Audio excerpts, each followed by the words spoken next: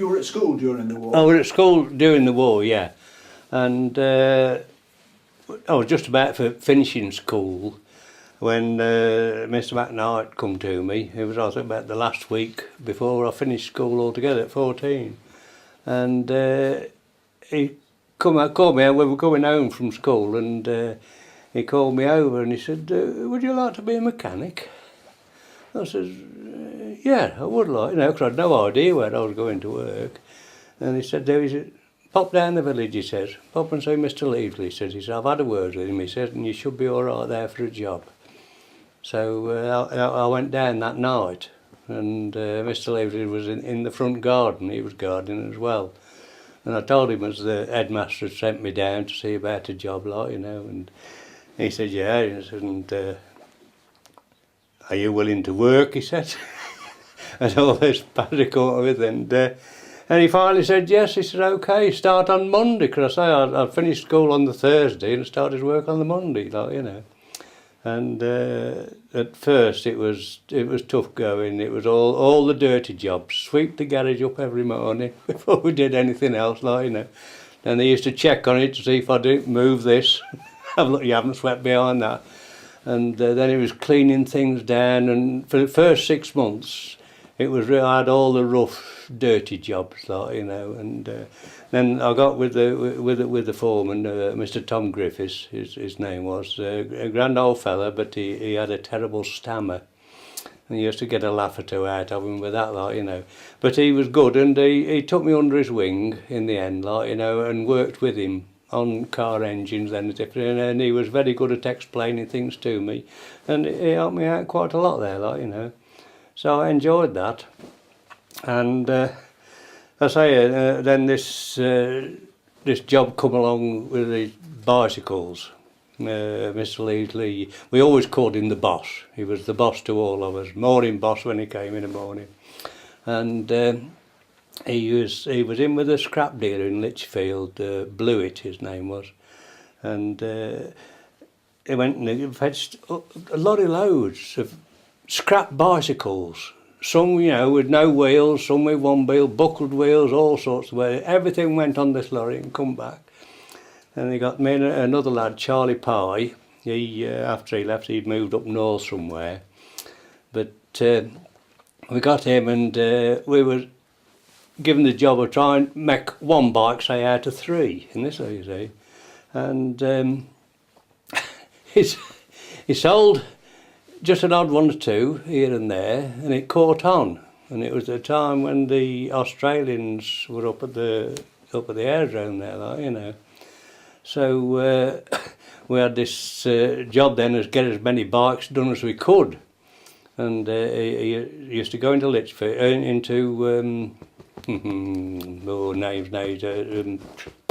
Sutton Coldfield, to a bike dealer there, and he used to buy a lot of spares. He bought saddles, chains, pedals, brake blocks, ball bearings of all sorts of sizes, He used to fill the car up and come back. And then me and this other lad, Charlie Pye, we had the job of building these bikes up as fast as we could. Because, as I say, the Australians up the camp, they'd caught on to it, and they were coming down every day wanting to buy bikes off us. And we were building as many as 6 bikes a day each. And we were doing that for quite some time, It did gradually get saturated, sort of style, but he made quite a bit out of it, and that was one of the things we did while I was there, you see. And another thing we did was breaking these cars and vehicles down that we fetched in from around the Midlands. It must have been something to do with the War Department, MOD or something like that, We bring these vehicles in, and then they were stripped down, engines out, back axle out, front axle out, springs out, and all had to be cleaned, and it was all put in lots round the garage, alongside the garage wall, and was collected every so often by some other fellow. I don't know who it was, but they were collected every so often. And we used to go pretty well all over the Midlands, fetching some of these vehicles in from different places. But that was the job, and at the the shells of the vehicles that were left, they were taken over into the Paul Pry field, and they were sort of reared up on end, all in a long line out, and then they started another row like that. And it was a real eyesore, that was, yeah. But there we are. We get all these sort of jobs that we had to do. And I stayed at the garage until I went in the army. And so I was there 4 years. I got called when I was 18.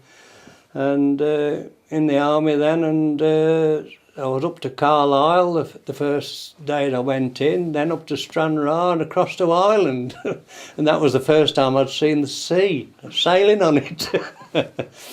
But, that was another experience. I did 8 weeks in Northern Ireland and then come back to this country, and I was stationed at Bakewell, and then I was stationed at Darley-Dale, and then at Matlock, Matlock Bath. And from there then I moved down to Dover, and that was a proper working unit at Dover, And I was in the transport side of it, and as a driver mechanic. And I was ferrying old soldiers that were going and coming back from France, and we used to pick them up off the boats and bring them to a transit camp, waiting for alternate move somewhere else. But that was a good job, you see. And then from there I went around the coast to a place called Shorncliffe. I got moved there because our camp actually closed down at Dover. I moved on to Shorncliffe, and I was only there about 3 weeks a month, and I got posted abroad from there, and I was at a holding unit at Thetford for a while until the posting came through. And so I went abroad then. I went to India. I was just outside Bombay, a place called Kalyan. And after that, I went across India on train from Bombay to Calcutta, which was a 2.5 day journey on the train. That was very interesting. That was some of the Indian settlements on the way, little old shacks there. They were all running about naked, and there was a few wild boar pigs running about. There were all little things like that out in the wilds. It made you wonder really how the other half did really live. But it was an experience going across there. And it's funny that I mentioned that. There's been a programme on the television about the Bombay-Calcutta Railway, and I saw that programme again, and it sort of brought it all back to me, because it was very true. So I was actually on that trip. And then from just outside Calcutta, a place called Barrackpore, where I was stationed, and I moved then to Singapore. Not Singapore direct, it was a little island just off the mainland. It was only a quarter of a mile from the Singapore mainland. Little island. I was in a water transport company there, and I did 18, 19 months out there, before I come home and got demobbed. That was another experience, you see. And you probably heard on the television about the Raffles Hotel in Singapore. Well, when I was over there, that was the Union Jack Club for the forces, So that was another thing, but it's altered a hell of a lot since I was there, what I've seen on television, I don't recognise any of it now, to what it was when I was there. But it was a good experience out there, and I thoroughly enjoyed it very much. Can I take you back to school? Take me back to school, yeah. When you were at school, yeah. What can you remember about when you were at school about the war? Tell me about the air raid shelters, for example. About the air raid shelters. But the yes, air raid shelters, yeah. They were built while I was at school, actually. And I think there was 5, maybe 6, and they were all built end to end, you see. And the schoolmaster, after they were built, the schoolmaster used to come in, and he'd go down the bottom end, he'd go in the one door, through the shelter, out to the next door, into the next one, until he went all through, And they were all right. There was seats in there, and there was toilets in there. I'll tell you the tale of the toilet. It's a bit of a laugh, that way, because he was going through doing his inspection one day, and he caught one of the lads using the Elson toilet in there, and he dragged him outside by his ear with his trousers round his ankles. What a good laugh that was. But I mean, those shelters were built because we had our own garden lessons, like, you know, and we had little plots of gardens along there. So the shelters took most of that up when they were doing. You see, and then after the war, when the shelters were knocked down, that's where they built the new classrooms at the back there. Well, they've all gone again now. Yeah. But no, I had good days at school. I enjoyed my school, and I've been especially Norman Stubbs. I was in his classroom a lot, you know, and he used to really doing football lessons, you know, down the playing field, which is now actually the churchyard now. That was a school playing field, and he used to come and he used to play football with us. He played cricket with us, and it was real good fun, like, you know, to find the school teacher really involved with the lads, like, you know. He thoroughly enjoyed it just as much as what we did, like, you know. When we were footballing, we were always trying to rock him up a little bit, like, you know, upset him. But no, he was a very good sport. He was a real top-class teacher, was Norman Stubbs. Yeah, yes, I thought he was really great, really great. And yeah, tell me again about having to do plane watching. Tell me as though I don't know anything about it. About plane spotting. Oh yeah, I mean that we'd take it in turns, like different ones, 2 at a time. And we used to go out, and this is when they were building these shelters as well. There was 1 or 2 characters on that. Ernie Heathcote was one. He was on there, like, you know, and we used to go talking to him while we had this hour plane spotting. And we'd be up there, and it wasn't not so much plane spotting as listening to Ernie telling us little things, like, you know. We had a good time with Ernie, like, you know, but we'd had plane spotting lessons in school, like, you know, silhouettes and whatever, you know, how to identify them and whatever, like, you know.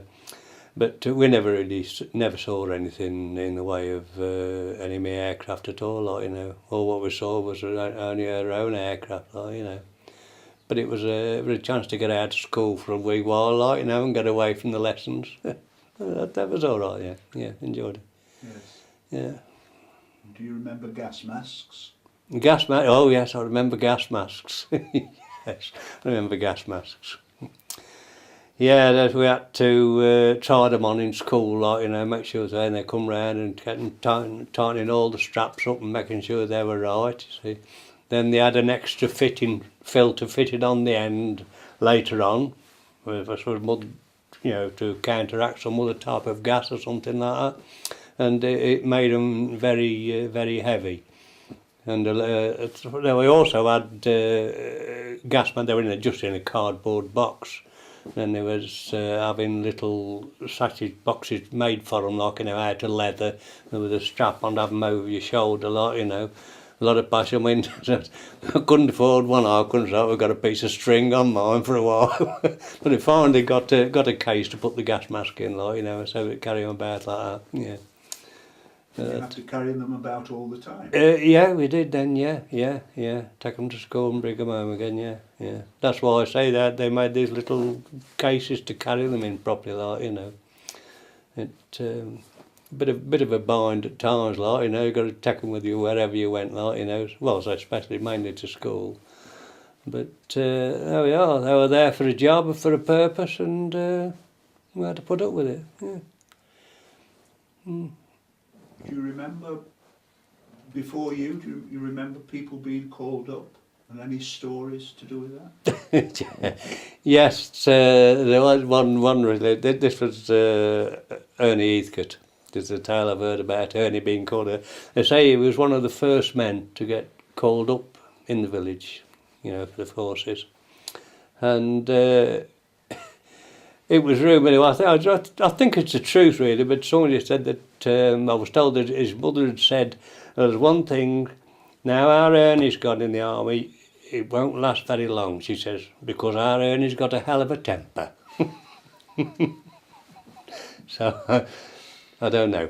But I think Ernie was one of the first to get called up and there was one or two more. Well, so my own brother was called up, and my own brother, he was a prisoner of war in Germany for about 2 years, and he was taken prisoner somewhere on the islands off Greece. There's 3 at Leros, Samos and Kos. I think he was taken prisoner on one of them somewhere, like, you know.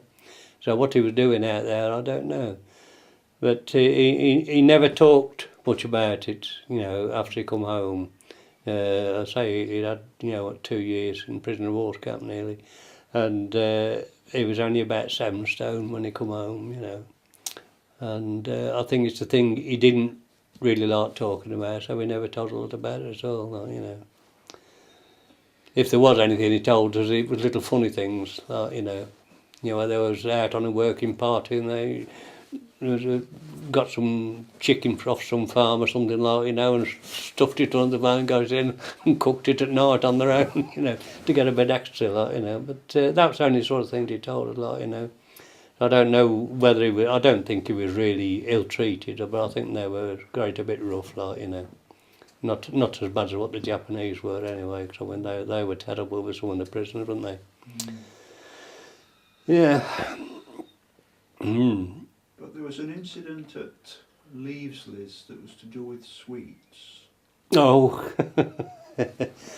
yeah, that was another thing. During the war, I mean, sweets were rationed, and we'd all got these little ration tickets, you know, sweet coupons as they called them. And there was a fella, he come from Edingale, you know, and Jim Sandal his name was, and he was married and he'd got kids of his own, and they hadn't got a shop there, and he used to come to work and he'd pick up sweets from a little corner shop next to the garage and take them home with him. Anyway, he'd come one day with these sweet coupons to spend them at the shop, take sweets for his children, and he couldn't find them. They'd gone missing, you see. So there was a bit of a fuss about it for a start, like, you know, and still couldn't find these, and they said, well, somebody must have pinched them. You know. So they got the police in. You know, as Charlie Baines, I mean, he lived in the house next door to the garage, like, you know, the first house. And this policeman come round, and he had us all in the office in turn, asking us questions about these sweet coupons, like, you know, if we knew had we had them, did we know anything about it? And no, nobody said anything. And in the end, they worked it out that during lunch break, we all had independent breaks, you know, not all together. You had a half hour here and somebody else had a half hour there, like, you know, so that we could keep the garage open all the while, so we didn't have to close at all, you see, because they were always interested in serving petrol. Anyway, it turns out that I was the only one that had been in the garage on my own with nobody else there. So that's it. He's the bloke. He must have had them coupons, you see. So they had me in the office again, like, you know, and they said, look, well, we know you're the only one that had been in the garage on their own. There was always somebody else, and you had the opportunity, and we know you've had them coupons. And see what they kept saying to me. I said, no, I haven't had them. I haven't had them. See? But no, they kept on.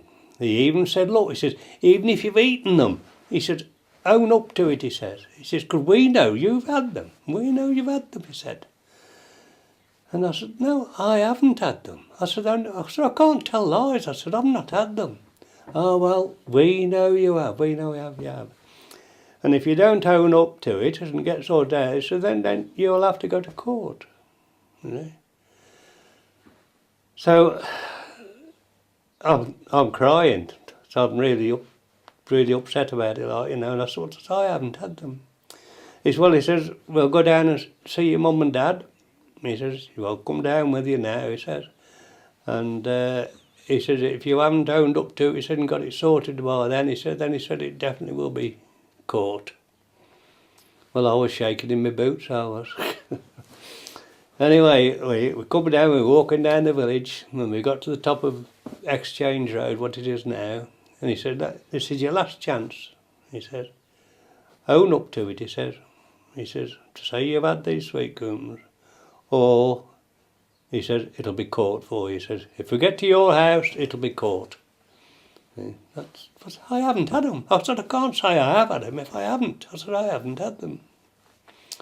So we come down, met my mum and dad, and told them all about it, what had happened, like, you know. And he said, we know he's had them. He said, we know he's had them. Yeah. I said, well, I haven't. That's all I could keep saying, I haven't had them. You see. Then he says, okay. He says, do you have sweet coupons yourself? I said, yes. I said, but sir, I don't spend mine. I said, because I haven't been able to afford to spend mine. I said, I don't get a lot of money. I said, I couldn't afford to buy the sweets. I said, so I haven't had them. I said, I haven't used my own sweets for 3 weeks or more. You know. Oh, he says, let's have a look at these sweet coupons then. I said, yeah, so they're in the bookcase there, took me some books. Anyway, he said, go and get them then. I went and look, couldn't find them. So I went there. I thought, that's funny. Yeah. Ah, there you are, you see, he says. You couldn't find your sweet coupons. He says, so you've took somebody else's. He says, so he said, you might as well own up, he says. Even if you've eaten them. He said, you might as well own up. He says, because we know you've had them. I said, no, I haven't. Anyway, cutting the story short, the coupons were found a bit later. My mum went looking for them and she found them, like, you know. And she showed them. She said, yeah, he says, he hasn't. He said, he said, but there they are. He said, he couldn't find them, he says. At first, he couldn't find them. He says, so he's had them others, you know. He said, I'm afraid they'll be caught. So that was that. And I thought, well, they are. I'm innocent. I am innocent. Still can't do anything about it, like, you know. Anyway, it was, well, about a month later, this policeman come to me at the garage and told me, he said, he says, the fellow with the coupon said he's took a bit of pity on you, he says, and he's decided he's not going to make any charges, like, you know. He says, so you consider yourself very lucky, he says, you've been let off, he says. He said, although we know you're guilty. Yeah. I said, I'm not guilty. I said, not had them. Not had them at all. And he said, well, he says, you're let off anyway, he said, whatever. So he said, forget all about it now. Well, that was a big relief to me, although, as I say, I was innocent anyway, like, you know. And it must have been for 6 or 8 months after, one of the other fellas that worked at the garage, an old friend of mine, Bill Corbett, a lovely fella, he's passed on now. He was only 34 when he died. And he told me that this fella had found these coupons and they'd gone down the lining of his Mac, and they'd got down to the bottom, so they weren't sort of in his pocket, they'd gone down the bottom of the lining. And that's why they decided to drop the case and let me off. But he did tell me that they'd been found. So, I mean, it was a relief, but I thought, if I was as wise then as what I was now, I would have had that copper. He gave me a right good grueling, that copper did. I'll never forgive him for it. Yeah. He just would not believe me at all. Yeah. Just on a happier note then, what about the Working Men's Club?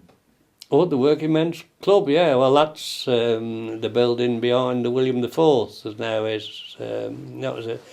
And we used to go up there and play snooker, billiards, drafts.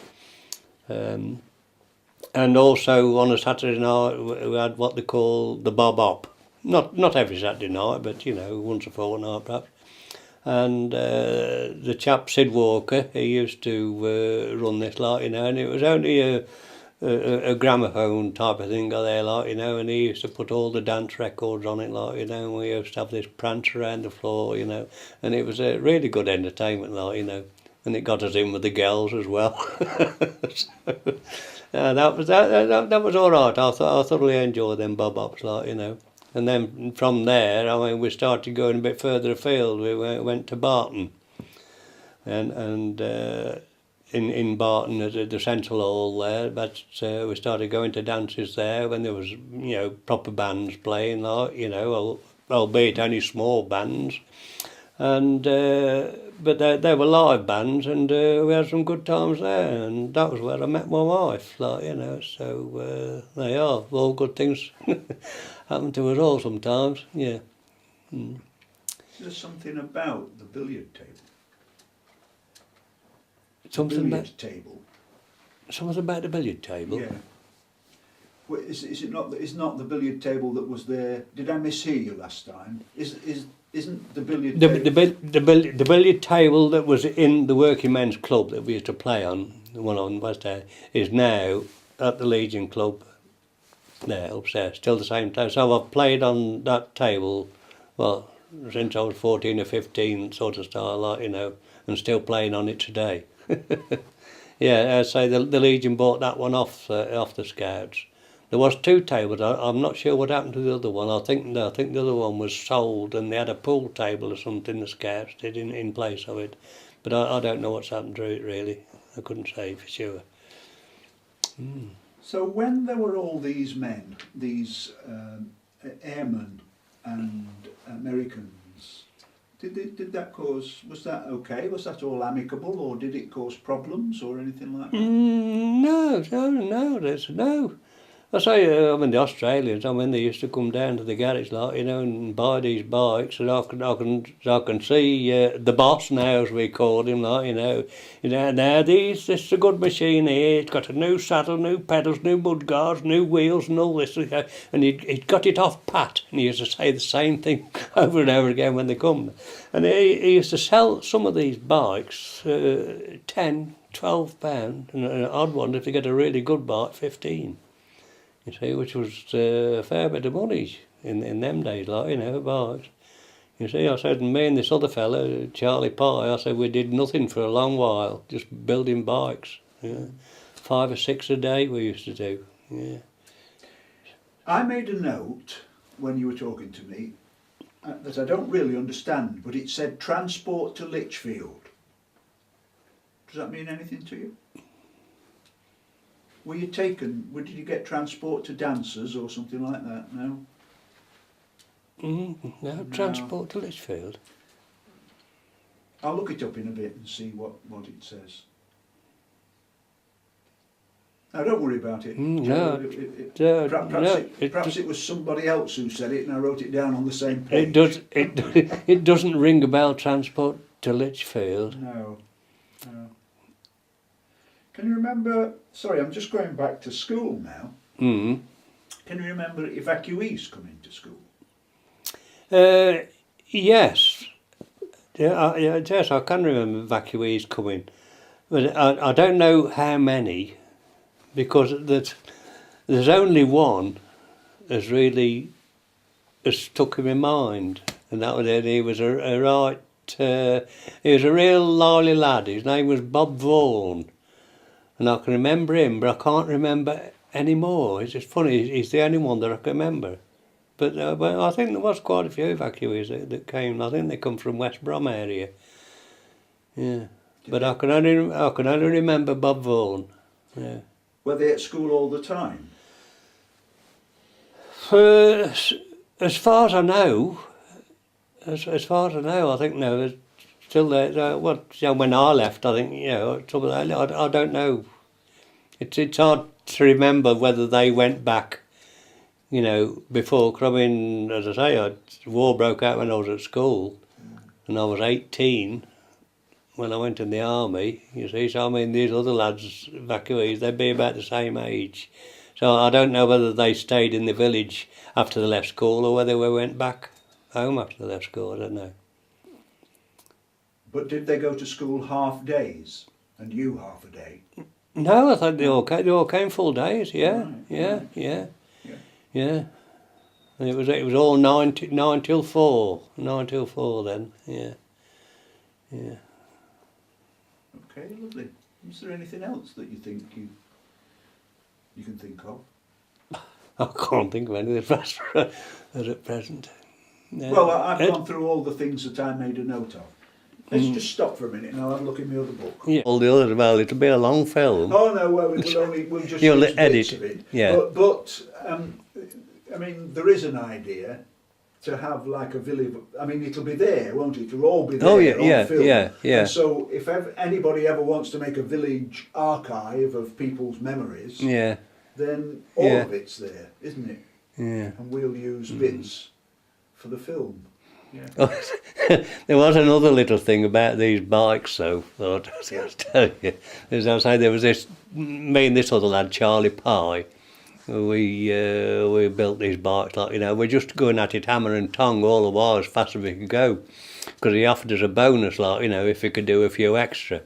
But that's beside the point. What I've got to say now, we both of us built ourselves a bicycle each, gradually, over the period. So the boss isn't here now to do anything about that, is he? But we did. We built ourselves a bike, bringing a little bit home each night, like, you know. So I think it probably took about a couple of months. You know, get a little bits away and bring them home, and we gradually built a bike up each, and we had the nerve to go to work on them as well.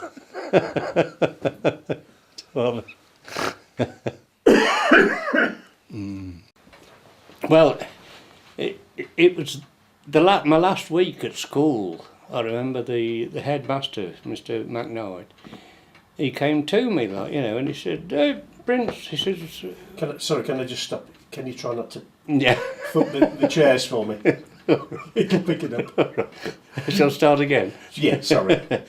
Yeah, I remember my last day at school, and the headmaster, Mr. McKnight, came to me and said, "Prince, would you like to be a mechanic?" Eh? So I said, "Yeah."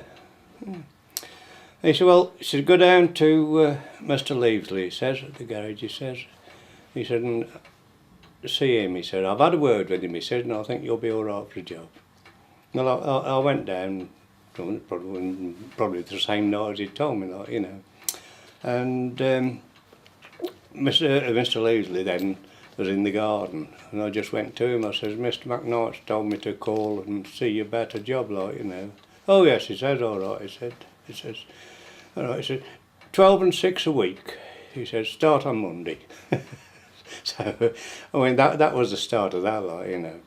And when I did start on the Monday, there was the head mechanic there, Tom Griffiths. He was a fine mechanic, really, he was. And I went to him and said, "Mr. Griffiths, what have I got to do, like, you know?" And he said, "The main thing," he said, "about being a mechanic," he says, "is cleanliness." So he says, "We're going to start off," he says, "by your sweeping up the garage every morning," he says, "from top to bottom." He says, "And when it's done, come and see me and I'll find you another job." So I set off, like, you know, at the entrance to the garage, sweeped it all up all the way through, like, you know. "I've done that, Mr. Griffiths. What shall I do now, like, you know? Is it clean?" "Yeah, is it clean?" "Oh, well, we'll have a look at it." So he walks down the side of the garage and picks a drum up. "You haven't swept behind that, have you?" Put it back, you know. And that's the sort of man he was. He kept tricking you out there.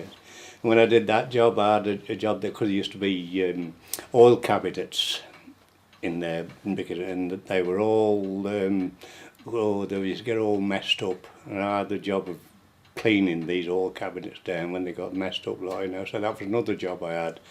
And it went on like that, roughly, for the first 3 months I was there, like, you know. Then they started giving you other little jobs, like, you know, "Oh, clean the windows on that car," like, you know. We said, "Have you done, are they clean?" You see, and I'd just say, "Yeah, they're clean." And he'd go up to it and he'd wind the window down a little bit, like, you know. "You haven't done that, there's a line at the top." And it was all them sort of things where he used to catch out on. And he just kept on saying, "If you want to be a mechanic," he says, "cleanliness is the thing, cleanliness is the thing," kept running into me. And I was getting a bit peeved about not really doing much, like, you know, because he had one of the other lads, Bill Corbett his name was, and he was always working with him on the cars, on the engines, like, you know, and I thought, there's a bit of favouritism here going off, like, you know. Anyway, he come one day, I think he'd had a bit of a fracas or something with Bill and upset him or something, like, you know. And he says, come on here, Prince, he said. He says, come on, he said, work with me. And that's how it started then, like, you know, I was with him, I was his favourite, like, you know, for a couple of 3 months. And I was working with him on engines, and then he was telling me all about engines, how they worked, why they worked, you know, and all this, like, you know, and I learned a lot from that. And I say, I was there at the garage then, right up until I went in the army, you see, yeah. And then, could you tell me about Alf Myers? Alf Myers, yeah, well, I mean, Mr. Lee, we always referred to him as the boss. He was morning boss when he came into work in the morning, like, you know, so he's always the boss. Anyway, he called us together this one morning, and he said, by the way, he says, I've got a new mechanic coming, he said, now. I think this was after Tom Griffiths had finished, like, you know, he wasn't there. He said, I've got a new mechanic coming, he said, but he's a bit different than what you know, like, you know. So I said, well, in what way is he different? He said, well, he says, this fella's got no arms. He said, of course we were all sort of dumbfounded about this, like, you know, and he says, yeah, he said, well, he said he can do such a lot of things, like, you know, he says, and he'll be all right, he says. He said he was born without arms, so he's never missed them. Anyway, he says he's starting, he says, and he said, I'm warning you, like, you know, he says, see how it goes. And anyway, and that's it, and he started, and he was a marvellous man, really. He had one shoe that he used to slip on and off. Just all the back of the heel was all pressed in, like, you know. And his instep above, you know, the upper instep, it was all muscle. And his toes, he could, you'd be surprised what he could do with his toes. He could grip your hand and you wouldn't get away from him, like, you know, he was marvellous, he was. And he used to slip the shoe off, you know, and he could change a set of points on a car, which was them days, like, you know. He could do all that, and he did a lot with his mouth, like, he'd have a screwdriver in his mouth, and you know, he'd work it round and go like that, you know. But he did such a lot with his feet. He could get his own cigarettes out of his pocket, and he used to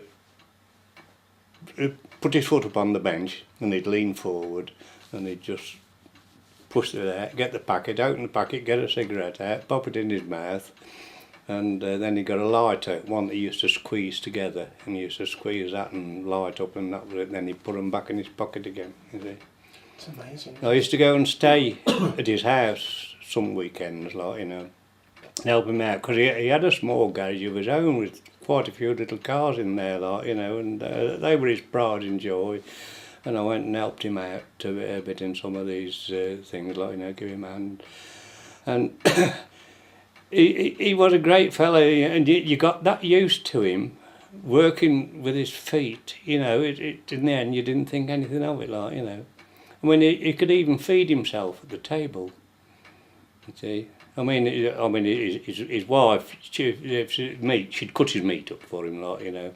Then he'd sit back from the table, and he'd rest his foot on the edge of the table with a fork in between his toes, like, and he'd just keep leaning forward and shove it in, you know. But it was marvellous what he could do. And he'd had a very hectic life, really. He rode a motorbike on the wall of death. And he was there, yeah, I've seen photographs of him. There was one photograph they showed me, sitting straddle-legged across this bike in all his leathers and everything, and in an arch over the top, it said, "The Armless War Rider." And he showed me when he was stripped off, wood burns that he'd had on his shoulder where he'd come off the bike and rubbed across the wood, like, you know, and burnt, got quite a few scars in that respect, like, you know, from wood burns. But he was an amazing fellow. And where did he live?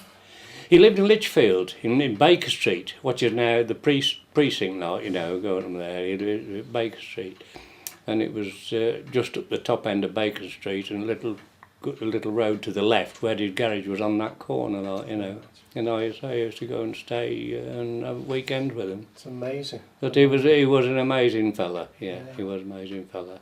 So He had a rope round his neck if he wanted to lift anything, like in a sort of a sling. But you'd be surprised what he could do. yeah, He that's was very amazing fantastic man. story, Yeah. isn't it? That?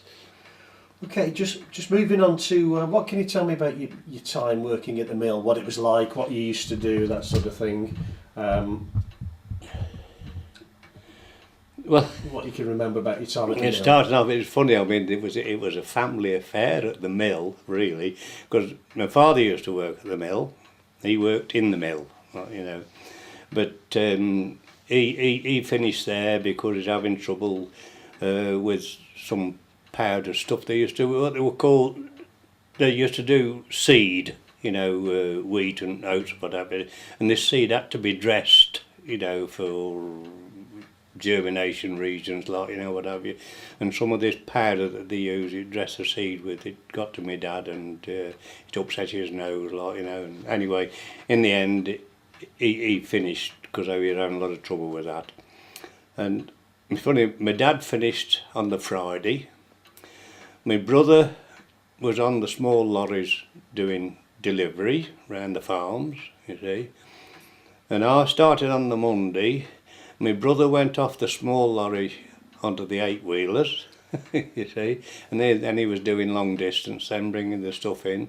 And I went on to George's particular lorry that he'd been driving. It started on the Monday, so there was like a three-way thing that happened there, like, you know, which was okay. And that was mainly it.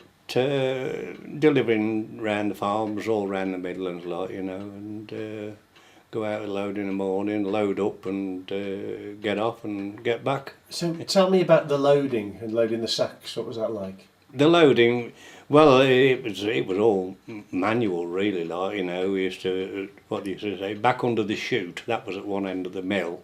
And we're back on there, you see, and then from the second floor of the mill, they'd bring the stuff out to the chute. It was only a little short chute, and you used to drop the bags down, and we'd get them off the back of the lorry and then go and stack them at the front. And then another one, like, you know. They used to do all sorts of meal, pig meal and layers mash for poultry and that sort of thing, you see.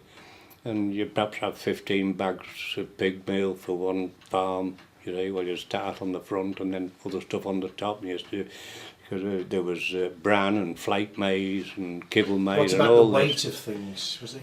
Were they big sacks? The 100 weights was the smallest we had, really, was 100 weights. And they used to grind their own barley into barley meal, and that was always 100 weight and a quarter, you see. Then you get odd stuff that was 100 weight and a half. And also we used to go excuse me, we used to go around the farms picking up wheat when they're doing the harvest, and we'd pick this wheat up out the field in railway sacks. And there was 200 weight or sometimes more in them, and they'd be lying on the floor in the fields, and we had to pick them up.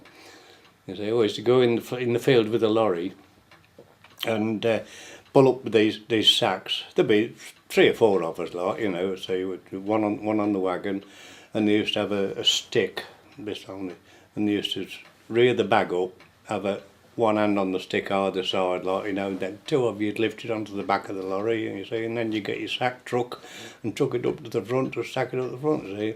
Well, you start doing that, and you got about 6 ton on, you know, you'd had a fair bit of slaving to do to cope with it. It was hard graft. It was hard graft, a lot of it.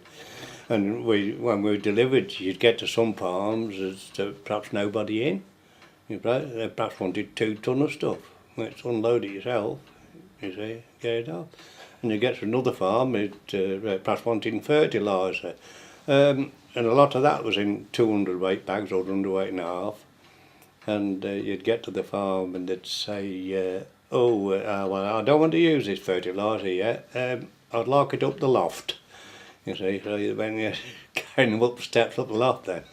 I've even been up a ladder on a loft with 200 weight on my back.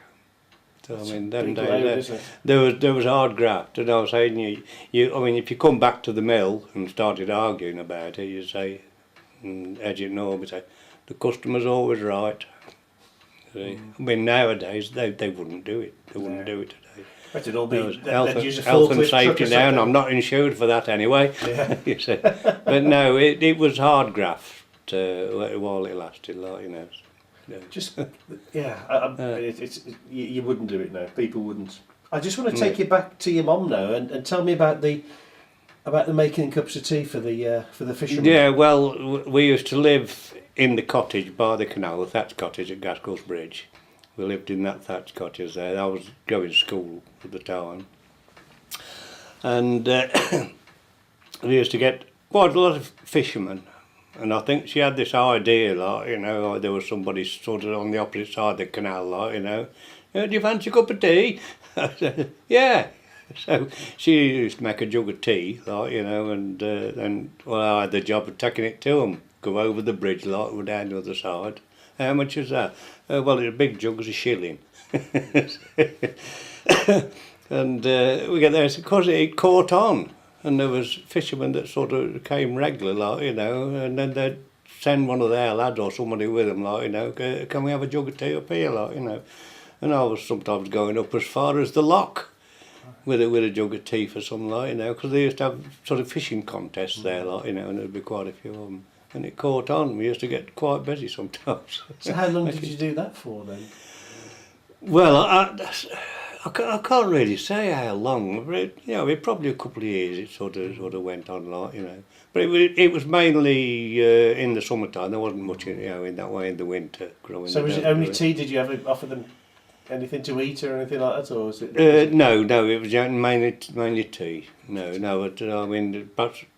I mean, with hindsight now, we perhaps ought to settle, like, you know, we could started a good business going, really, like, you know, offering them other stuff as well, like, you know. But no, it was just a cup of tea. Yeah. And also, tell me about your mum and the basket making for the Yeah, diamonds. well, that was another thing. There was this basket maker in the village. I can't think what his first name is. Dolman, anyway, one of the Dolmans, and he used to make these baskets, you see, and he wanted somebody to skin the willows, you see. He used to cut them, and I don't know how she first got onto it, but it was suddenly there that he arrived with these bundles of willows all tied up in bundles, like, you know, and he gave her this contraption for stripping the bark. It was like two steel put together and going down, and you had to put the what's it in between it and sort of draw it back. You know, and that used to split the bar all the way down, because it was sort of spring-loaded, these bars. They wanted to be tight all the while, you see. And it split it all there, and then she just had to peel the bark off and then put the separate, like, you know, and keep all the skins. We had to get rid of them ourselves. We had them, but he'd come and fetch these bundles then of peeled willows. And then, well, he'd make his baskets out of that, like, you know, and he used to get 6pence a bundle. Well, it'd perhaps take an hour and a half sometimes to do a bundle. So, I mean, some stripped easy, and others you'd perhaps got to pull them through this thing perhaps 3 times before it had sort of loosened off. So how big was the bundle? The bundle, well, there could be up to 60, 70 in a bundle. Yeah.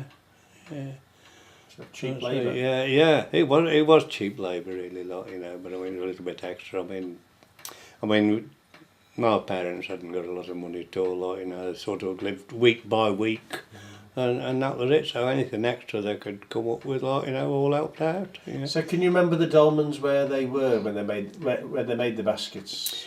Was this on Main Street? No, it was actually up Fox Lane, the old Fox Lane. It'd be roughly now. So, you know, is it Mellors? Yeah, Mellors where the Drive, new houses are. Yeah. It'd be roughly about there. There was a house there, stood on the side of the road. It was. How to say? which was like the old road to Daisy Road, Daisy Lane, you know, off Fox Lane. It was just past there on the left. This cottage was, and that's where he did all his basket making from there, like, you know. Right, thinking of making stuff, can you tell me the best way to make a bow and arrow? Well, that was in my school days. I mean, at one time we always made them out of willer, you see, because and then we were down the fields and we were walking around looking for the hedgerows and what have you, like, you know. And we saw this rosewood, you know, it's the old dog rose, I think they call it, like, you know, and there was the long, thick ones about 1 inch diameter, thorns all the way up, you see.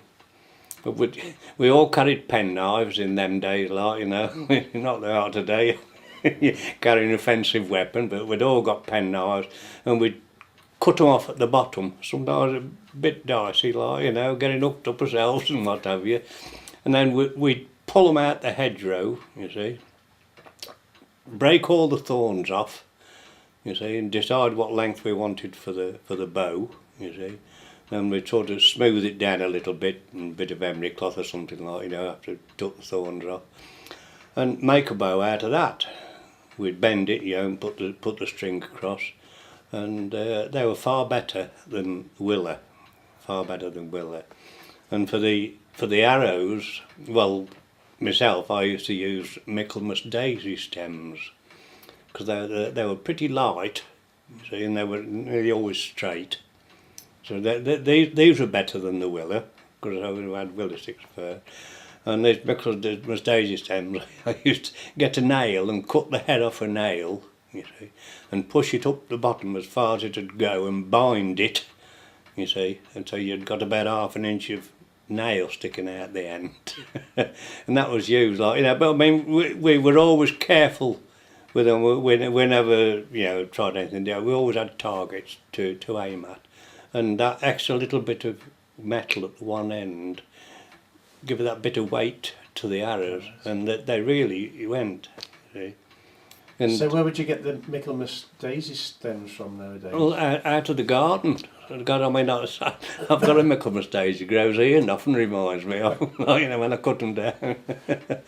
So no, that's that was a good thing, really, and not only the bow and arrows that we had, we used to make whips as well. Yes, I don't know whether there's used to get a stick about that long, a nice piece about 1 inch in diameter, you see. Then we'd get a thick piece of rope, probably 3/4 in diameter, like, you know.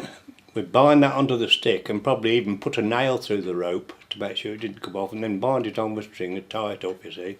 You'd have about 5 foot of that, and then you'd transfer that to a thinner piece of rope, you see. Bind the two together again, like, you know, all sorts, used to glue and all sorts, you was going to keep them together and bind them all up. And then on the end, we'd have a piece of leather, a leather bootlace type of thing on the end, you see. And then we used to go out with these whips, and we all had our own sort of style and our own design, but see who could make the biggest crack. We used to get these whips, I'm going to show you, we used to whip them round like this and then crack the other way like that, and get a real old crack. And we used to also use them, target, knocking thistles off with them, you know, flicking at them, and things like that we did, like, you know. And also the other thing I mentioned to Sally was about the vaulting poles we used to make. And, I mean, them were out of willer, like, you know. So same with the old penknife, you've got a piece about 2 inches diameter at the bottom. Couldn't get them off. And, sometimes we'd skin them, peel them off, like, you know, and have a nice wipe and polished up. And we used to go down the fields, and we used to go vaulting over the bricks, over the streams and brooks. I said bricks then. over the brooks and anything there, like, you know. Even we'd vault over stiles and stuff like that, you know. So we had good times, like, you know. And that would fill your day doing that, to take your best part of a few hours to peel it and polish it and so on. And what about do you call them trolleys? I used to call them carts. About yeah, well, we just called them trolleys, like. you know, I'm going to make a trolley, like, you know.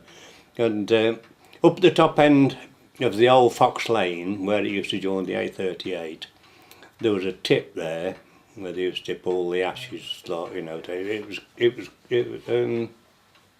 It used to be where the old mole pit was, apparently. That's it. Is that right? It used to be the old mole pit. That's what Yeah. it was. What it called, like, you know. Yeah. There was water there as well, and there was fish there as well at one time, you see.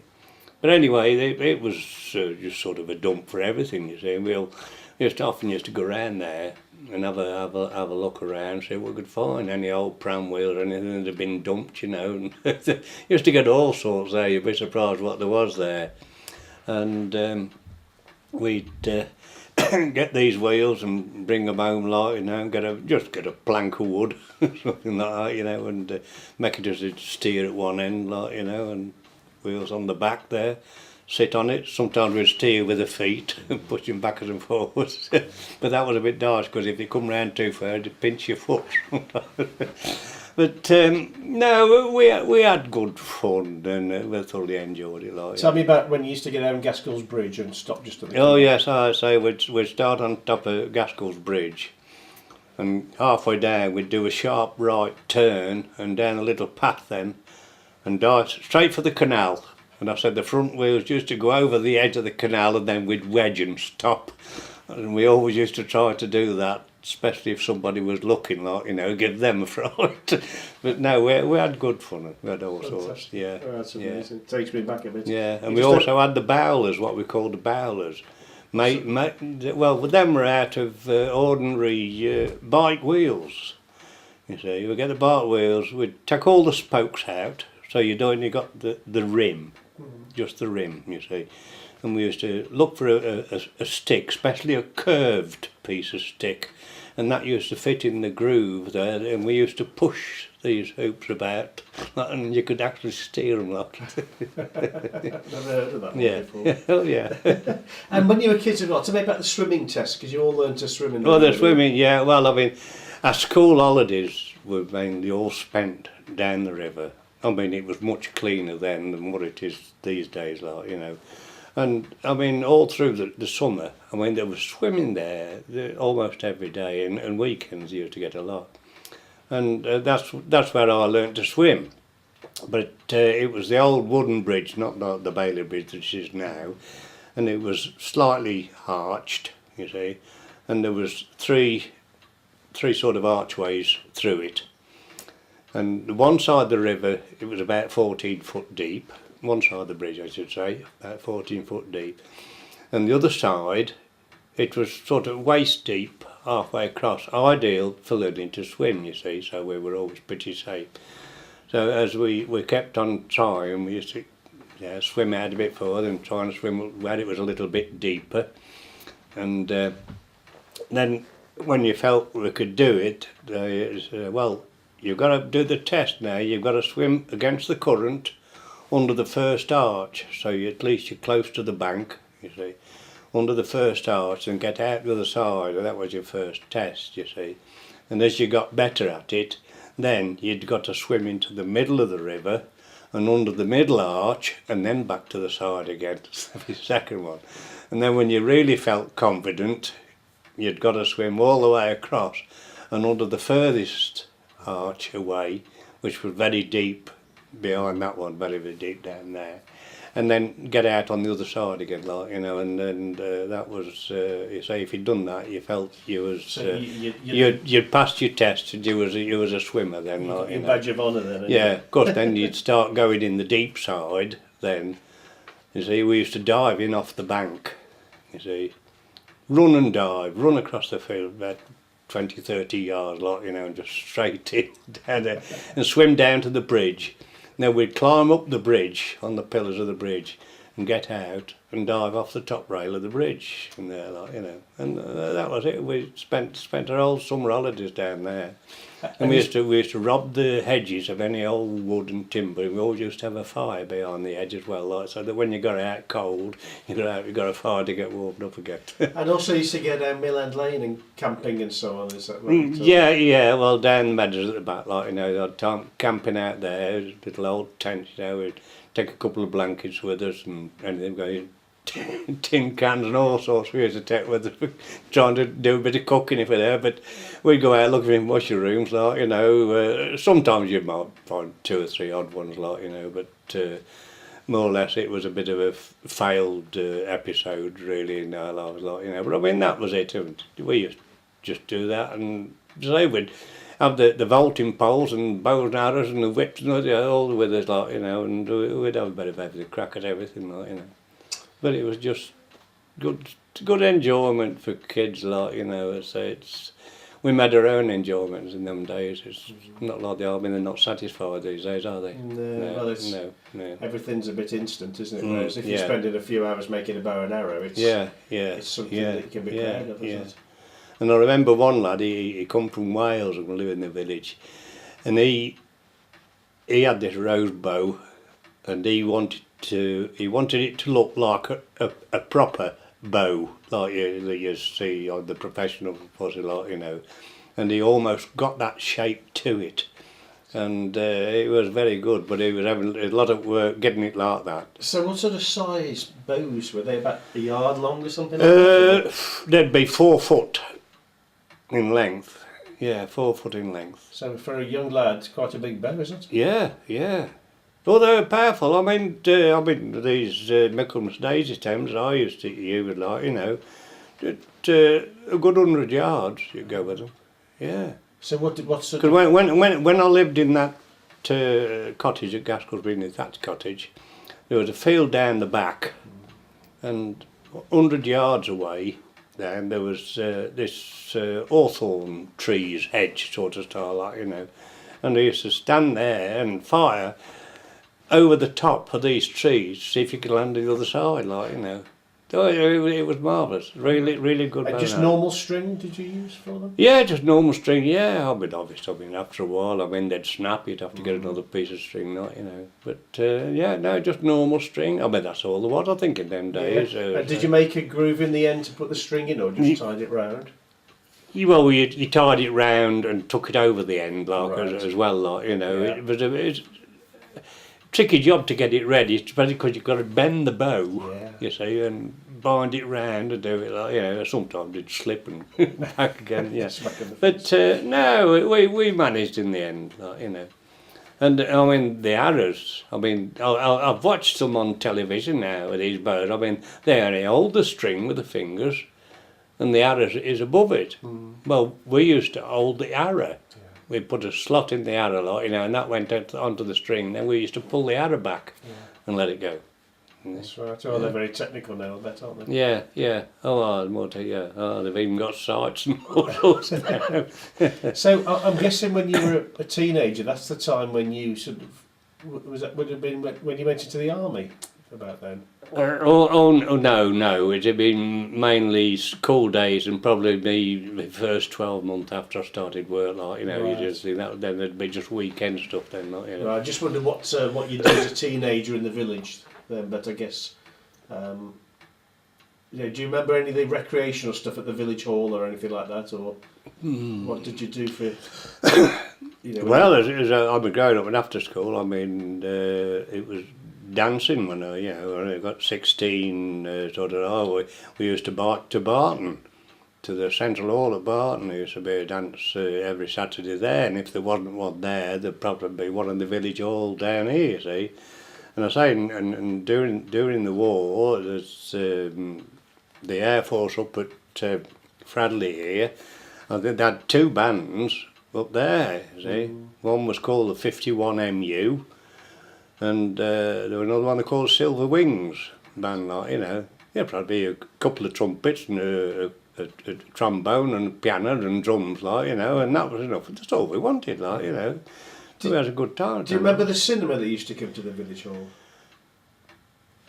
Clifton's Country. Yes, it's funny you should remember that. Yeah, but I do remember it, 'cause I think that was the first time I saw a full-length film. And it's one with, it was called The Day the Earth Stood Still. There's been a remake of it recently on the telly. Yeah, but the original's the best. Yeah, I'm just trying to think of his name now. It was Michael Rennie. Michael Rennie, that was it, Michael Rennie, yeah. That's a classic. Well, that was the first full-length film that I saw, and that was in the village hall, like, you know, yeah. Day that Earth Stood Still. Yeah. It's a good film, then. Yeah, very good film, yeah. So, but, I think I've done all my questions now. I mean, is there anything else? Because we've got all the stuff that you wrote that you told to Sally and Nicky as well. Is there anything else that you want? I mean, what we're talking about is places in the village. I think we've pretty well got that covered. What about your school days? Did you enjoy being at school? What do you remember particularly? I enjoyed being at school, and yeah, I did. And I remember one incident. Now, in the schoolmaster here, he said I was a right idiot, which I was really, because I'm going back now to when the coal deliveries. He was a local fella in the village. He used to deliver coal. I don't know who he worked for, like, you know, but he was really delivering the coal with a horse and dray. You see. Anyway, he was coming down the main street, and he turned into what is now Exchange Road. You see. Well, he'd got roughly about 20 bags of coal on here, but he delivered one bag off the side of the dray, you see. And I thought, being big like, I went up and reared myself onto the side of the dray, and I thought I'll have a little ride. You see. Well, anyway, he turned down Exchange Road, which now is, and I thought he was going straight down the main street because I was on my way to school. And he turned round there, so I thought I'd better get off. You see, well, his horse was plop, plop, plopping along, like, you know. And I pushed myself off and fell over. Well, I had a very near escape, because it was the wooden wheels with the steel rims on, like, you know. And the wheel went just by my head, you see. And I think it must have done, but it must have went over my hand, you see. And I got up and I thought, my hand, you know, and it was all pitches and battered on the top, like, you know, and I thought, I could still bend there. Yeah, I should be all right to write at school. I was worried in case I wouldn't be able to write. Anyway, it all swelled up. Anyway, I went to school with it, and anyway, headmaster saw it, and he sent me back home, and, like, you know, and he said, you better go home. So he got to the doctor with that. He said, so I went home anyway. I say it was pretty well swollen, but anyway, I got over it. But I remember when I went back to school, I don't know whether I had 1 or 2 days off, but I went back to school, and they had me in front of the class, telling the class what an idiot I was in putting my life at risk, like, you know, just to try and grab a little bit of a ride on a dray. So. Lucky you didn't lose your hand, aren't you, really? Was it broken at all? No, that's what I can't understand, really. It was on the hard ground? Yeah, as I say, this is what I can't understand now. I mean, all the damage that was done could have been, it really looked and swollen up. I thought, well, it must have gone over it. Yeah. And yet I can't say I felt it going over it. I can remember the wheel scrubbing my head. Yeah. You know, that's how close it was. Yeah. Incredible. Yeah. So what sort of lessons did you do at school? Well, just the basics. I mean, there was maths. I used to like maths. You know, and I mean, even now, I mean, I still know all my tables now. Like, you know, like some of them today, they say, "Well, 7 6, isn't there?" Ooh, can't think, you know. No, but you know them up to 12 as well, not 10. Yeah. So I mean, I like maths. I wasn't particularly bothered about geography or history. Like, you know, okay, you suffered it and got on with that, you know. But stuff like algebra. It was never on the agenda at all, stuff like that, you know. Yeah. And I like my sport, you see. I mean, at playtime, we used to, which is now the churchyard, we used to go down to the school playing field, like, you know, and we'd have a quarter of an hour football, like, you know, a bit quick. And we used to rush down there. But sometimes we might get 5 minutes extra, like, you know, just depending. And I mean, Mr. Stubbs, he was on the standard 5, standard 6 classes. He was, and he used to come down and he used to play football with us as well, like, you know. And we always used to try to rook him up, as we called it, like that. But he was very good. I thought he was a great schoolmaster. Was Norman Stubbs? Yeah. I think everybody's Yeah. got only good words to say. Yeah, about yeah, him, yeah. really. I couldn't fault him at all. The only thing that I regret about, I mean, Norman Stubbs wrote this book about the history of Hollywood, you see. And my wife Barbara said to me, "You want to get one of them books?" I said, "Well, I got one." You see. She said, "Go and call," and of course this is after he'd retired, like, you know. She said, "Go and call and get him to sign it for you," like, you know. I said, "Yes, I will," and I never did. Yeah. Now I wish now that I did. I did go to see him once at his house. I thought, well, I'll go and keep in touch with him, like, you know, because I mean, whenever you saw him in the village, he would always stop and have a chat with you, like, you know. He was very good like that. And I called on him this one day, and come in, he said, I was just dozing, he says, as it happened, you see. Anyway, I mean, Dad started trying to get interested in piano and organ. This all got talking about music, see. And he said, "I play, you know." I said, "Do you?" I said, "Well, you've never played the piano at school, you know, for the hymns or anything like that?" He said, "Well, no, there was always somebody else." He said, "But I played," he said. He said he played when he was in the army as well, like, you know. He said there was him and another fella. He said they used to go out and used to do a bit of entertaining in the army, like, when he was at it. And I said, I didn't even know you could play." He said, "Oh, so I'll give it a tune if you like." And he went in this piano, like, you know, and he just knocked a tune out for me. We were one of the old, and I can't remember what it was now. Just one of the old ones, and I knew this tune, like, you know. He says, "Hey, it's not bad, is it?" I said, "No, that's good." I said, "I hope I can be as good." Because, I mean, since then, I mean, I didn't really get into music seriously until just before I retired.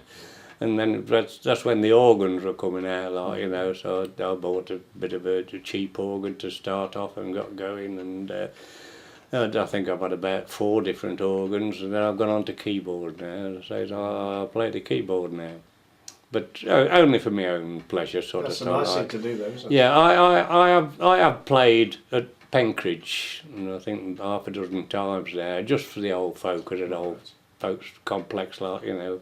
And just to keep them play all the old ones for them, not, you know. Fantastic. And I say, but I mean, I play mainly for my own pleasure, and it's a hobby that I like, you see. Besides my woodwork, which I don't do anymore now.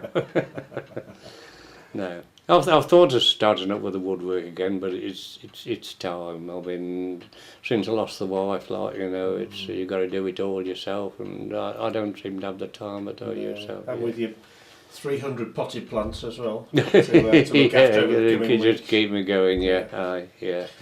Well, that's fantastic, Gerald. Really, that is lovely. Oh, good. And I'm going to go and try and find the necessary stuff to make a bow and arrow, I think. I haven't made one since I was a kid. Well, as I say it, I'll say that the biggest problem was got to come in these rows. They'd be right in the middle of the hedge somewhere, like, you know, and you'd struggle to get in the middle of hawthorn or something. They'd be growing, you see, and you'd got to cut them off at the bottom, like. Now do we start? Right. Since we first talked to you about your life in the village during the war, and you worked with Leavesley's, and the making the bikes and all that, and we look at the village now, how has it for you changed over the years in terms of, say, things, the houses that are here now that weren't before? Because it would have been quite a small village at one time. How have you seen it change? Yeah, no, it was a big change, really. I mean, I used to go to Leavesley's on my bike, one that was made out. I used to go to Leavesley's on it, and all up the left-hand side, opposite where John Barker's shop used to be, all those houses there was a little small holding there, and it was all field, and you could see right across that field into Park Road, where I lived after we got married. I lived in Park Road, And I always remember, I mean, going down there now, when every time we turn into Park Road, there's loads of traffic parked up, and you know, it's getting quite a bit of a job to get through there. But in days when I worked at the mill, I used to come down, which is now Exchange Road, bear left, and then I used to reverse right down and park, and nobody else would come down there because it was a dead end. You know, and things like that. I mean, I could always remember the football field we had in the village. It was where the school is now. You know, I played football on there, you see, and that was all open right up to Furlong Lane. There was just a hedge at the back of the goalpost, like, you know, that went over the top. The ball went in the. Do you remember? Because obviously at the moment, excuse me, I'll just adjust this slightly. We're facing the possibility of having more houses built. Do you remember when things like Micklehome and Walkfield were built? Do you remember if there's any? Well, I do remember it sort of starting, but I perhaps didn't put much importance to it then. Now, like, I mean, you've got this new lot supposed to be going up north of Dark Lane, and everybody's having something to say about that. You see. But you don't remember the same sort of thing? I know there were some houses being built, like, you know, and it never really bothered me. Just, I was probably, I'll say, less interested in news and politics and that sort of thing, like, you know, in them days. I was just keen to, you know, do my own thing, sort of stuff, you know. And how did things change in the village in terms of the shops? Because at one time there were a lot of shops, weren't there? But now we've got.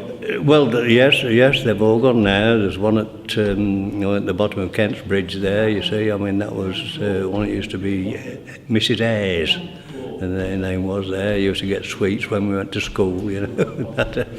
And what was there? Well, there was another one just past the post office, Miss Williams. You see, you used to get little sweets there, like, you know, little odds and sods they got there. Do you remember what it was like when your kids were growing up? Sort of in the 60s and 70s, I guess they were. It was like they're growing up. Yeah.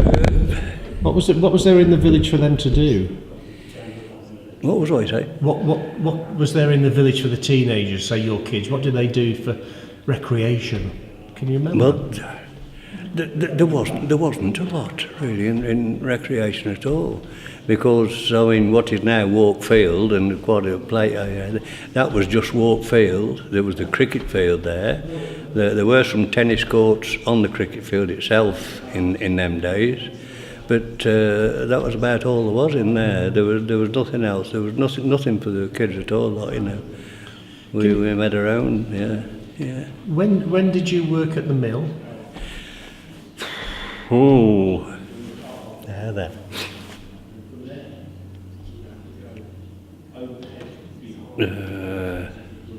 Yes, it was after I come out of the army. Now we can date it a little bit there, because I come out of the army in 1948.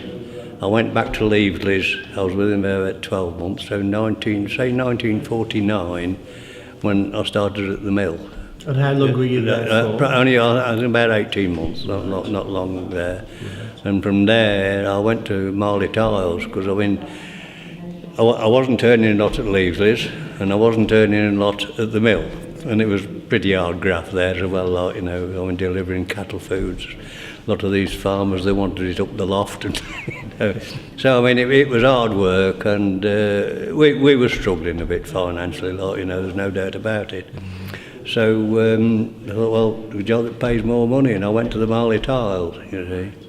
And that doubled my wages, you see, so that was a big help for a while, but I was only 18 months there because I suffered then with dermatitis on my hands out to pack up, you know. But I was a charge hand at the Marley Tiles before I finished. I used to run one of the machines, you know, making the tiles, and I say it was a good job, well paid, but it was hard work. But I say, if you got to the stage where you was running a machine, as long as your machine was running, you just kept your eye on it. You weren't doing anything manual, though, you know. But there was a lot of hard manual work there now. But I mean, these days it's all automatic. Yeah. Thinking of the village, do you remember what the village was like when the lorries and all the traffic used to come through the middle of it? Yeah, well, see, one of the busiest parts in the village was from Horace Mills. They had 3 8-wheeler lorries that used to travel up to Birkenhead, Liverpool, Selby and what have you, bringing cattle foods back, and they were out every day apart from Saturday, Sunday, and I think they had about 10 or a dozen smaller lorries, 6-tonners, as I was driving, and we would be out every day delivering the cattle food around, So there was a lot of traffic in that respect round Mill End Lane, round with the church, Do you remember what it was like up and down Main Street and trying to cross the A38? It wasn't so bad. It wasn't so bad, because there wasn't so much traffic in them days. What about, I'm thinking a little bit later on, sort of 60s, 70s, 80s, before they built the flyover, before they built the bypass. Can you remember what it was like in the village and in terms of traffic? Yeah, well, it was getting to the stage where it was getting busy through the village. Then there was getting more heavy stuff coming through the village, and they've been on about this bypass for a while. And and when they built it, I was out there with my camera and I went up taking shots of it, I've got some shots now where we're out with the dog and actually sitting on the bypass, with its, still got about so much depth left, hadn't been really done, finished off, but it was all there. And we used to walk around and see how it's going on. And what difference do you think it made to the village? How was it different in terms of traffic?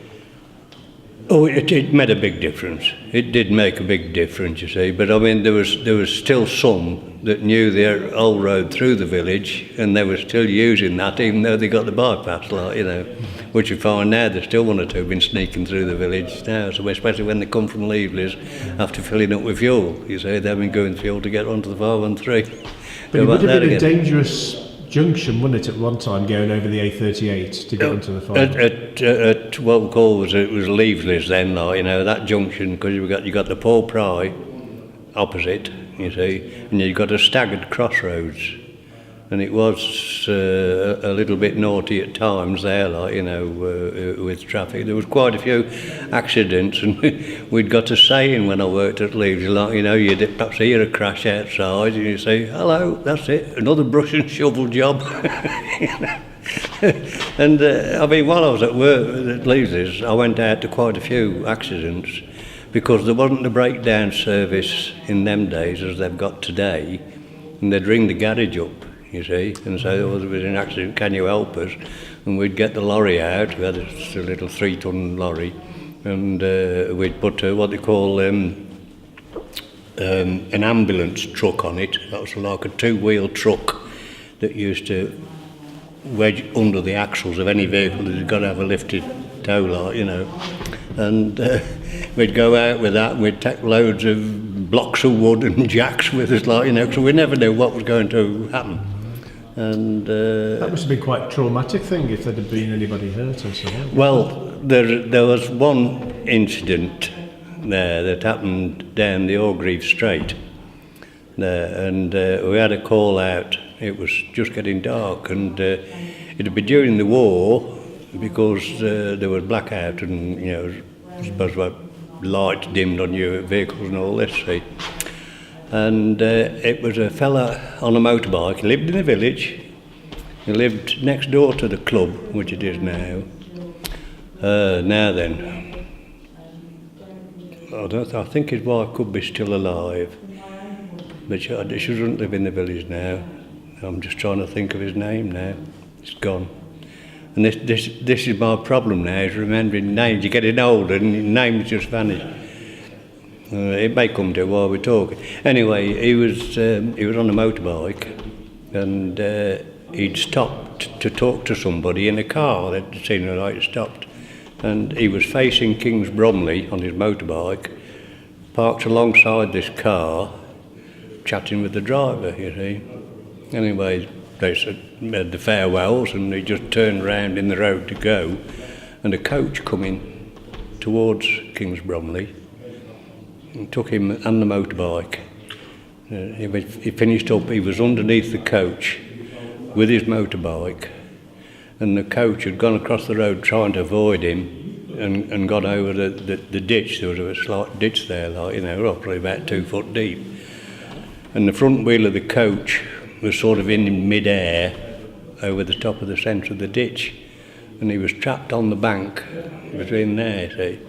Well, we had this phone call then to go out to him, and this was the old man, Mr. Leavesley, is the one I worked for. He came out as well. We'd got the lorry with all the tackle on it, see, and we were having to jack the bus up, and there was nothing to jack from. We were putting logs across lot and jacking off that, and then putting another one in and jacking up again. And we did all this sort of thing until we lifted it high enough to get the fella out, and we dragged him out. I mean, obviously he'd gone. There wasn't nothing to do about it, like, you know.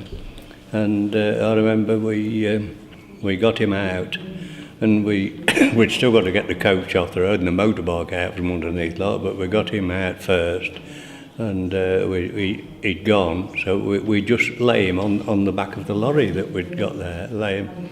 And it was getting dusk then, so of course there were no lights, you see. So we parked, there's a little lane just off Orgreave Street there, and we just parked the lorry down there, and he lay on it while we did the rest of it, got the coach cracking and got sorted. And then we drove him back to the Paul Pry, which at the side of the Paul Pry then, there was a mortuary, you see. And I helped carry him in, and put him on the mortuary slab, like, you know. That sticks in my mind a long time. I can imagine. Tell me about the Paul Pry, because I know it was a hotel, but can you tell me about the time when it was sort of demolished to make way for the new road? Do you know when that was? That I couldn't tell you when it was now. I mean, I can remember seeing sort of half of it knocked down, and you know, and just waiting there for other things, and then going a bit more, get knocked down, like, you know, and that sort of thing. So why did they have to knock it down? Well, I think it was something to do with road improvement, and the A38 coming through then as a dual carriageway, you see. Because I mean that was it. Because I mean the dual carriageway itself has been altered again since it was first done. As you can see, I mean the slip road down Ricknell Street, you see, it was the A38 at one time. So I mean now you've got the A38 at the side of that. So that was the reason why the Paul Pry came down, was mainly for the roadworks, because it was a bad junction, you know. There'd been quite a few accidents there, like, you know, but as I say, brush and shovel job. Changing tack a little bit to the sort of things that you did. Can you remember, did you frequent the local pubs in your time? Me? No, I've never been a drinker. Never been a drinker, really. But my mum and dad used to go to the Dragon, and I mean, this was later on, like, you know, when I was driving, mum and dad, they used to take them to the Dragon on a Saturday night, and then me and my brother, who sadly passed away some time ago now, we used to take it in turns to pick them up at 11 o'clock at night, turning out time, bring them back home again, like, you know. But I've never been a pub man myself. No, because you used to play snooker, didn't you, at the... snooker and billiards. At the Legion. Did you ever play... Obviously, did you play at the Legion when it used to be in Wellfield Road? Oh, yeah. Oh, Can you tell me something about that building? Because it's all gone now, isn't it? Well, yeah. See, I joined the Legion before that place was built, you see, and there was a lot of things that I didn't know much about the Legion in them days. And people said, oh, you don't go to the Legion. It's all meetings. They're always having meetings all the while, like, you know. Of course, there was nothing in the village then.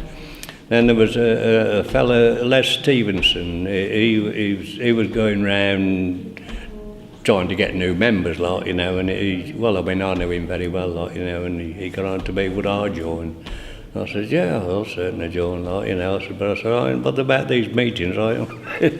He said, don't worry. He says, we're coming up with a plan. He says, we're going to get a hut built. A hut, he called it, like, you know. And I said, where's that? And he said where it was, like, you know, there.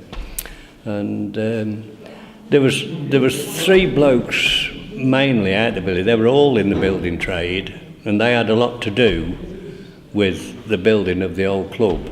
I mean, I don't know much about who the draftsman was who sorted it all out in the first place, but they did a lot of work towards getting it rigged up.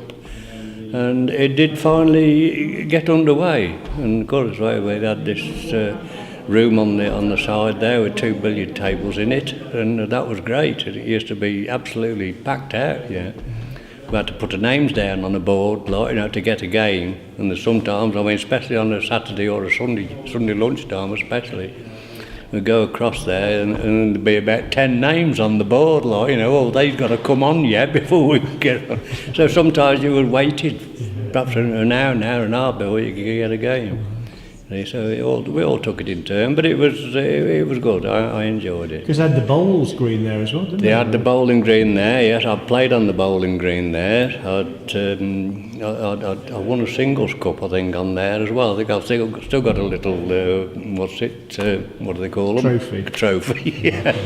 Yeah, I've got 1 or 2 trophies. I think 2 or 3 for playing bowls, but mainly most of them were all for billiards.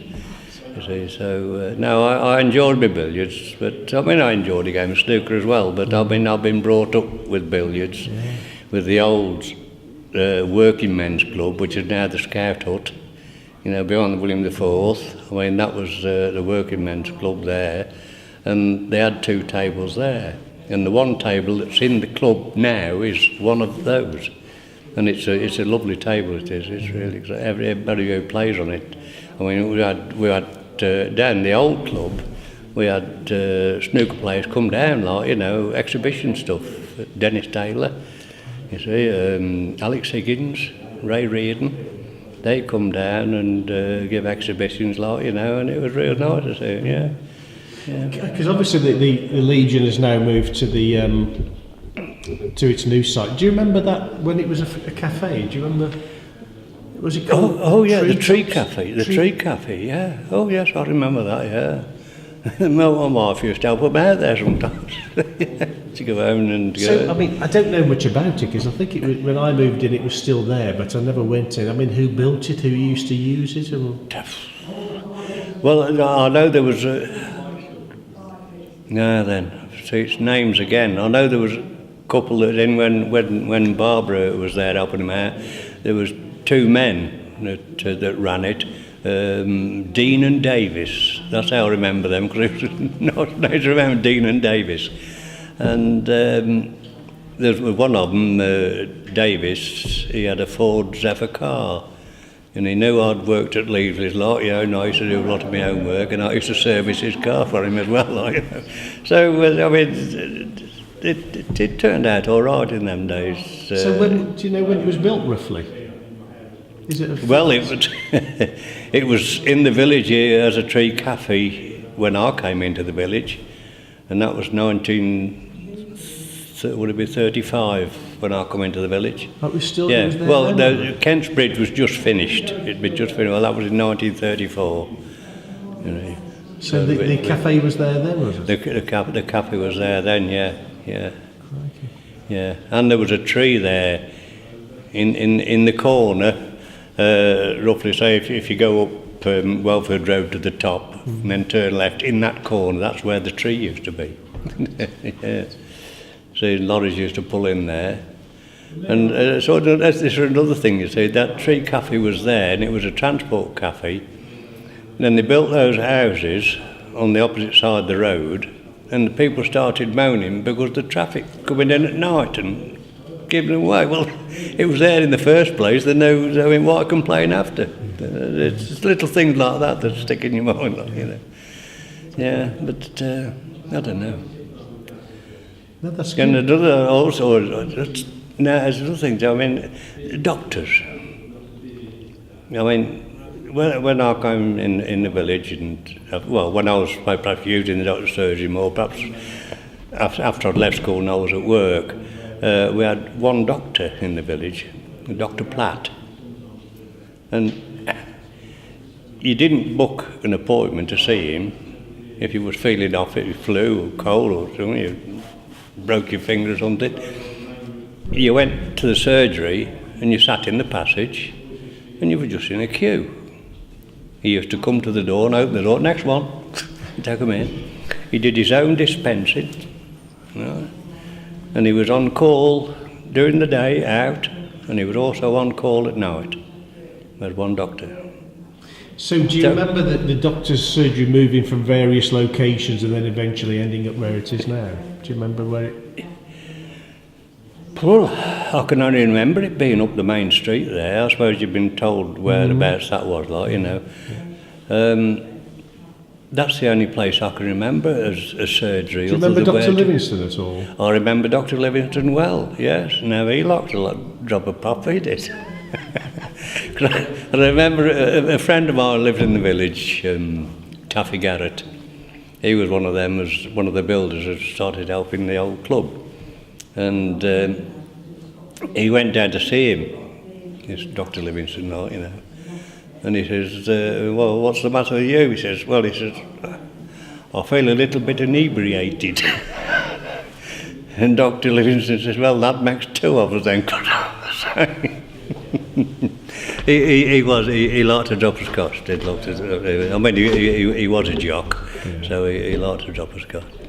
And I know he came out to the woman who lived next door to me. She suffered very much with chronic asthma. I mean, she really suffered. It took her life in the end, you know. And he had to come out to her one night. And because me living next door, if she was in trouble breathing through the night, she used to knock on the bedroom wall and Barbara would get up and go round and be with her, like, you know. Anyway, they fetched this Dr. Livingston out and he did some pop that particular night. Anyway, he still come out and did his job, like, you know. He said, oh, we'll have to get you to hospital, ring for ambulance, you see. And he said he sat down on the bed. He said, he lay down, he was having a nap, waiting for the ambulance. So he really liked to drop a pop. But he was a good doctor. He was a good doctor, he was all right. And I remember when, I mean, I've had allergy problems all my life, really, and runny nose and itchy arms and hands and what have you. And I had injections for 3 years, one a month for 3 years, like, you know, and then you just increase the dose every so often, like, you know, to sort of help it out, which it did a lot. And I always remember Dr. Livingston, he did all my injections every month except one. And Dr. Orton did the other one. And the one Dr. Orton did creased me for about 3 days because he just rammed the needle in it. You know, whereas Dr. Livingston used to flick your arm, you held it like that and flick and flop and just threw it. You didn't know it had gone in, you see. And I say every artist was over 3 years, I had one from Dr. Orton and that ran me up the wall. That's the only thing I hold against Dr. Orton. But he was good, yeah. Anything else? That's it. I think you've Have you? You've come up with some good stuff there. That's great. I shall stop it there.